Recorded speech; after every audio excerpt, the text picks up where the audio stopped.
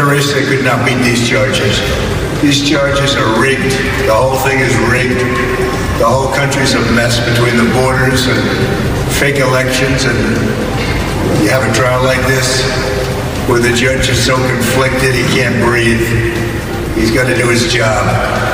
And it's not for me, that I can tell you.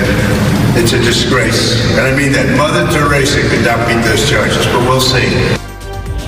We are now officially on verdict watch in former President Donald Trump's criminal hush money trial. After more than 4 weeks of testimony, we now await the decision from the jury. And there are several ways that this case could end. Let's get to my colleague, anchor Jay Struberg, who is live in New York.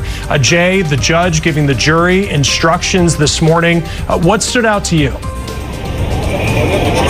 Well, what stands out to me right now at this moment, Chris Stewart, is that this is a momentous day that could change the course of the 2024 presidential election, as that is because we are officially on verdict watch as the jury begins deliberations. Donald Trump's fate now in the hands of those 12 jurors, 7 men and 5 women that have begun the deliberation process. We do not know how long this will take. It could be hours, days, or even weeks before they render a judgment in this. They earlier heard from the judge presiding over this case, Juan Merchan, who gave them instructions, set some ground rules for what they would be determining in this case, define the law for them.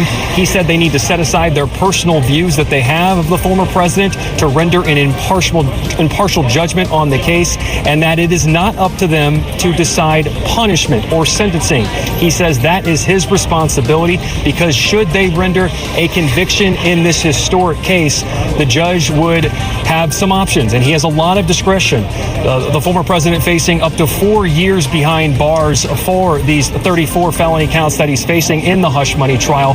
But the judge, based on the legal experts that we've spoken to, could issue a less severe punishment, such as probation, community service, based on the fact that the former president has no criminal history. Possibly his age could be a factor in the political implications. We simply do not know what the judge would be weighing under that situation. The former president, meanwhile, has continued to blast this case against him, and he spoke, as he usually does, to reporters earlier today. Mother. And Chris, as far as potential outcomes, we could see either a guilty verdict, not guilty, a combination of the two, because there are 34 felony counts that the jurors are weighing at this time, or there could be a hung jury. In that case, all it takes is one of those 12 members of the jury to dissent and say they're not buying the prosecution's case. In that event, they'd be deadlocked, and the judge, Merchan, could declare a mistrial. So we are on wait-and-see mode right now, but that verdict, should there be one, could come really at any moment. Yeah, at any moment. To be a fly on the wall in that jury room as those deliberations are now underway. Anchor Jay Struberg for,